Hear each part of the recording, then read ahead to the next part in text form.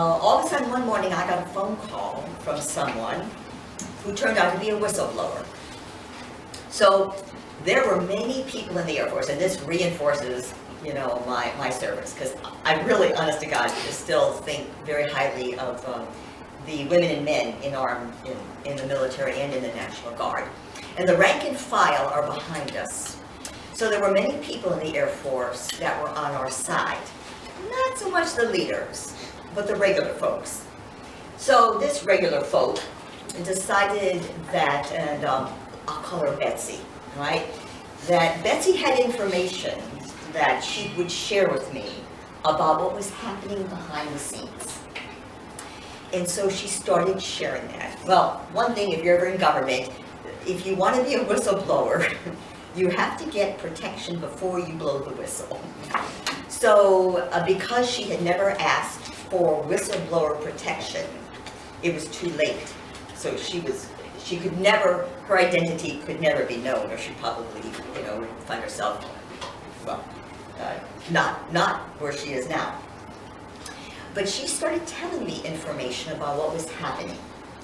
One of the things she told me, she told me a number of things, but one of the things she told me was about how Senator Leahy was personally involved with getting the F-35 to Vermont, so much so that they manipulated the scores on the sheet that was supposed to show the people why Burlington was selected over the base in Florida, Jacksonville, and over the base in South Carolina, McIntyre, right? So she said, look at the scores, and she told me. So one of the scores, so I got the scoring sheet. I never would have thought to ask for that before. So I got the scoring sheet, and sure enough, there were mistakes on the scoring sheet. For instance, the mistake was, are there any houses in the noise zone? And the answer was no, there are no houses. But there are 1,500 houses in the noise zone. How could they have missed 1,500 houses? But we got full credit for that answer, because the answer was there were no houses. And there were other stuff too about our weather. Our weather, by the way, is better than Florida and South Carolina, according to that scorecard. So, okay, I guess it depends on how you look at weather. So there were lots of mistakes made, right? And then the Air Force realized it gets even better. I mean, it has to be into a mini-series one of these days. So I started talking out about the scoring sheets. Well, I got the Air Force's attention. By the way, I've since heard people are reading the administrative record, which came up because of the lawsuit, 68,000 pages. And they mentioned me a lot in there. Apparently they're afraid of me because they trained me. But what had happened was, senior members, the Undersecretary of Defense for Logistics and Installations, called me because I had been saying that the scoring was wrong. There was something wrong with the scoring sheet. So she was trying to talk to me about that, to try to explain to me how the mistakes were made, although she would never use the word mistake. So this is what she said to me in government speak.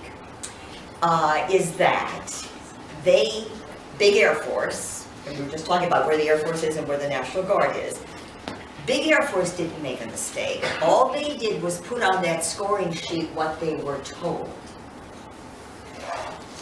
And then you have to know who told them that. Well, she told me who told them that without telling me who told them that, by saying, when we initially go to a base, we go to the people who are on the ground at that Air Guard base, and they fill out the sheets. And they provide the information to us.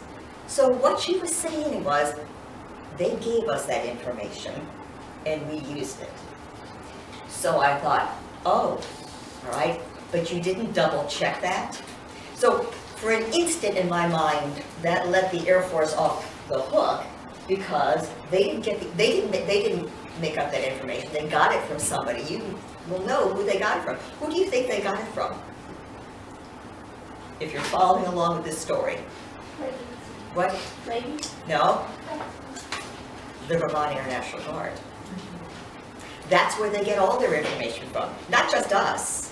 When they went to Jacksonville in South Carolina and Hill Air Force, they went to the Guard there, or to the active duty Air Force base, because there was some, and said, fill out this, and so how many homes are in the noise zone, and what's your weather like, and what's your cloud-free days? Oh, we have less less cloudy days than South Carolina and Florida.